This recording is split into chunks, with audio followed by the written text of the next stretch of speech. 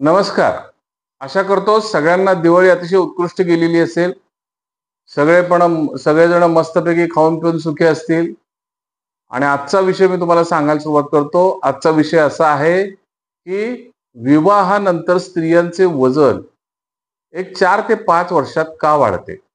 विवाहानंतर का वाढते? त्याची कारणं काय आहेत? आणि त्याच्यावर आपण काय उपाय करू शकतो? हे सर्वसाधारणपणे आज आपल्याला मी माहिती देणार. कारण बरेचसे लग्न झाल्यानंतर लेडीज आमच्याकडे येतात 4-5 वर्षानंतर, "डॉक्टर माझं वजन वाढतंय, मी काय करू?"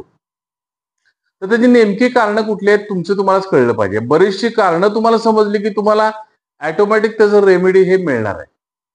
आता त्याचं महत्वाचं शास्त्रीय कारण मी तुम्हाला सांगतो. शास्त्रीय कारण असं आहे की वय वर्ष 18 ला त्यांचे हार्मोन्स सगळे मॅच्युअर होतात.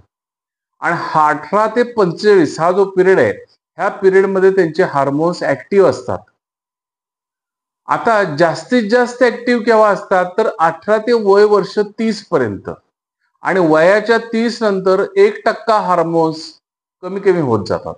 आता हे कुठले हार्मोन्स म्हणतोय मी? Sex hormones. हे 1% कमी कमी होतात. केव्हा? वयाच्या 30 नंतर. आता गंमत अशी आहे की मुली लग्नच लवकर करत नाहीत. वय वर्ष 25 ला एखाद्या मुलीने लग्न केलं तरी सुद्धा लोकांना आश्चर्य वाटतं. 25, 26, 27, 28, 29, 30, काही जण 32, 33, 34 इथपर्यंत सुद्धा लग्नाचे थांबतात. आता त्याला काही कारण असतील, तो भाग वेगळा. पण जनरली असं समाजामध्ये बघायला मिळतं. आणि ह्याच्यामुळे होतं काय? मुळातच 30 नंतर तुमचे सेक्स हार्मोन्स कमी व्हायला लागतात. ज्या वेळेला तुमचे सेक्स हार्मोन्स कमी होतात, त्यावेळेला तुमच्या शरीरातला मेटाबॉलिझम स्लो व्हायला लागतो. तुमची चयापचय क्रिया स्लो व्हायला लागते. आणि ती जर चयापचय क्रिया तुमची स्लो झाली, तर मग बऱ्याच मुलींमध्ये आपण बघतो हायपोथायरॉइडिझम आहे. थायरॉइड लेवल्स त्यांच्या व्यवस्थित नाहीत. अशा तरुण मुलींच्या सुद्धा कंप्लेंट्स आपल्याला बघायला मिळतात. आता हे हायपोथायरॉइड किंवा थायरॉइड किंवा त्याच्या तत्संबंधी काय माहिती मी तुम्हाला सांगू, तर त्या संदर्भात हे सगळी थायरॉइड, हायपोथायरॉइड किंवा हायपरथायरॉइड ह्या ज्या कंडिशन्स आहेत ना, ह्या सगळ्या मानसिकतेवर अवलंबून आहेत. तुमची मानसिकता, तुमची जडणघडण कशी घडतीये मनाची, ह्याच्यावर बऱ्याचशा अवलंबून आहेत. जर का मनाची जडणघडण व्यवस्थित घडत नसेल, तर हे थायरॉइडमध्ये तुम्हाला फरक झालेले बघायला मिळतात. आणि जर ज्यांची मानसिक जडणघडण अतिशय सुदृढ आहे, त्यांच्या थायरॉइड लेवल्स कधीही बिघडत नाहीत. हे एक मुद्दा पहिला झाला. त्याच्यानंतरचा मुद्दा काय? तर कम्फर्टेबिलिटी इन रिलेशनशिप. म्हणजे तुमची एकमेकाबद्दलची एक कम्फर्ट तुम्हाला मिळायला लागतो. तुमच्या डोक्यातला एक विषय संपलेला असतो की आपल्याला लग्न करायचंय आणि ते झालेलं असतं. आणि त्याच्यानंतर तुम्हाला एक प्रकारचा कम्फर्ट यायला लागतो. म्हणजे थोडक्यात वैवाहिक सौख्य तुम्हाला लाभायला सुरुवात होत असते. आणि वैवाहिक सौख्य जसं लाभतं, तसं ते आपण म्हणतो ना, एखादी गोष्ट मानवली बाबा, ह्या व्यक्तीला ही गोष्ट मानवली, तोच प्रकार ही कम्फर्टेबिलिटी आहे. त्याच्यानंतर काय होतं, तर डिक्रीज्ड फिजिकल ऍक्टिव्हिटी व्हायला लागतं. म्हणजे फिजिकल ऍक्टिव्हिटी तुमच्या ज्या रोजच्या व्हायला पाहिजे, ज्या तरुणपणामध्ये असू शकतात, स्पोर्ट्स आहे, जिम आहे आणि कुठल्या ऍक्टिव्हिटी आहेत किंवा पटापटा काही गोष्टी करणं आहे, ह्याला थोडंसं कमिटमेंट्समुळं मर्यादा येते.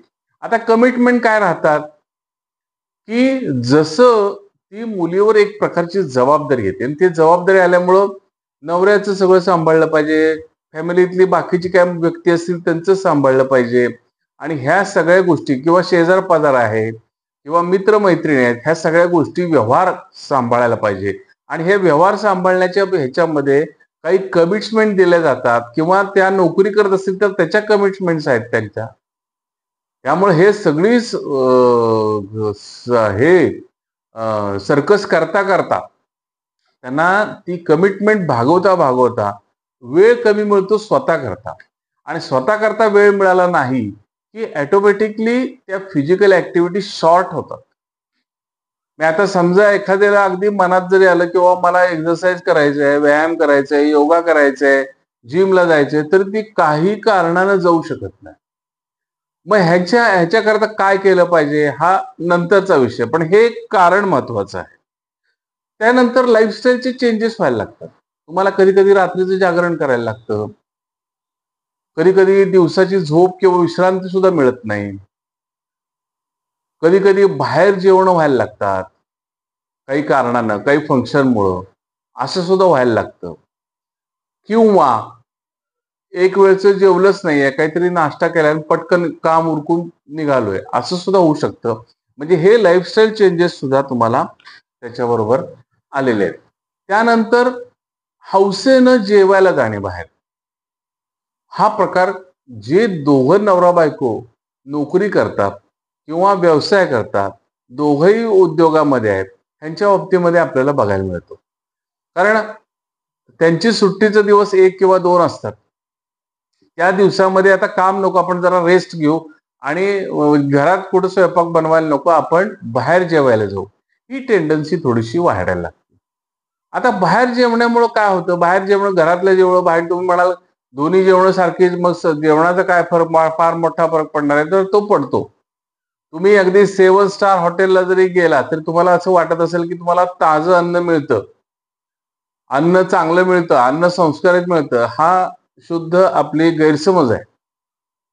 तर ते अन्न जे असतं ना ते जड असतं. तुम्ही घरात जे बनवता ते अन्न हलकं असतं, ताजं असतं, आणि बाहेरचं अन्न हे पचायला जड असतं आणि ते लवकर पचन होत नाही. त्यापासून सुद्धा वेट गेन तुम्हाला व्हायला लागतो. आणि आपसुकच तुम्ही बाहेर गेला की 4 गोष्टी जरा थोड्याशा हे टेस्ट करू ते टेस्ट करू जास्त खाता. घरामध्ये काही मर्यादित तुमचा आहार राहू शकतो, पण बाहेर तुमचा आहार कधी कधी वाढू शकतो. त्यामुळे हे एक कारण आहे. त्याच्यानंतर दुसरं एक कारण आहे की इमोशनल इटिंग आहे.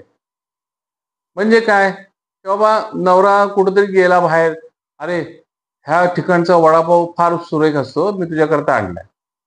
आता नवऱ्याने आणलाय त्याला नाही म्हणायचं नाही, किंवा घरातल्या इतर कुठल्या व्यक्तीने आणलाय त्याला नाही म्हणायचं नाही.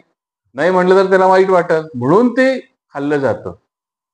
किंवा भावनेच्या भरामध्ये बाहेर कुठेतरी गेलाय फिरायला आणि सहज जाता जाता हॉटेल दिसलं, तिथे थांबले, दोघं खाल्ले पेले आणि मग बाहेर निघाले. इमोशनल इटिंग सुद्धा तुम्हाला त्याच्यामध्ये कारणीभूत आहे.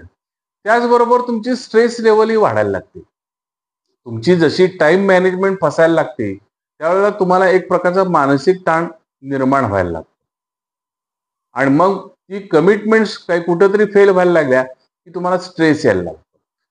आणि मग हे स्ट्रेस हे सुद्धा एक प्रकारचं तुमचं वजन वाढायचं कारण आहे. त्याचबरोबर इमोशनल इंटिमेशन्स ही सुद्धा तुम्हाला कारणीभूत आहेत.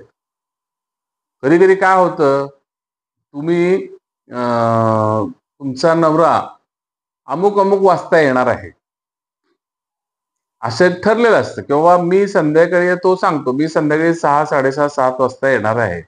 आणि जर तो त्या वेळेत आला नाही, समजा त्यानं तास दीड तास उशीर केला आणि तिनं त्याला फोन केला, आणि फोन केल्यानंतर तो फोन जर का उचलला गेला नाही काही कारणानिमित्त, तरी सुद्धा तिला स्ट्रेस वाढायला लागतो. आणि तो स्ट्रेस वाढला की तरी सुद्धा त्याचे परिणाम विपरीत व्हायला लागतात आणि ते सुद्धा कारणीभूत ठरतात की तुमची जाडी त्याच्यामधनं वाढू शकते. त्याचबरोबर जेनेटिक्स सुद्धा आहे.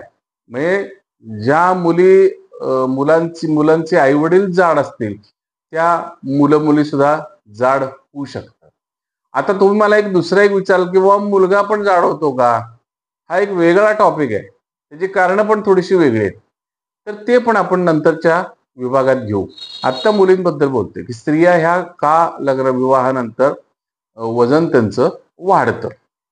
त्याचबरोबर हे जेनेटिक्स झालं आणि त्याच्यानंतरचं जे कारण आहे ते म्हणजे एक तर प्लॅनिंग करतात मुलं की बाबा लग्न झाले, आपण एक 3 वर्ष एन्जॉय करू, एन्जॉय केल्यानंतर मग चान्स घेऊ मुलं होण्याचा.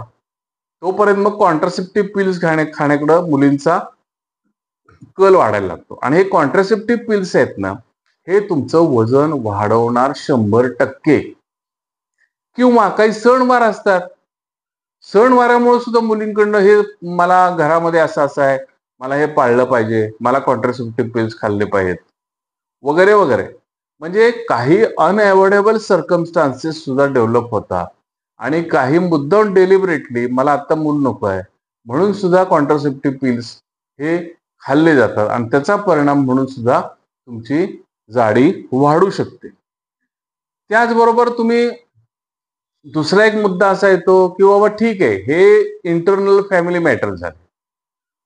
काही जणांच्या संबंधात तुम्ही जोडलेले असता, काही फॅमिली फ्रेंड्स असतात आणि त्या फ्रेंड्सनं कुणाला बर्थडेला बोलवलं, कुणाला कार्यक्रमाला बोलवलं, कुठे एखाद्या फंक्शनला गेलो किंवा गाणी ऐकायला गेलो, नाटक ऐकायला गेलो, उशीर झाला म्हणून बाहेरनं येताना जेवण करून आलो.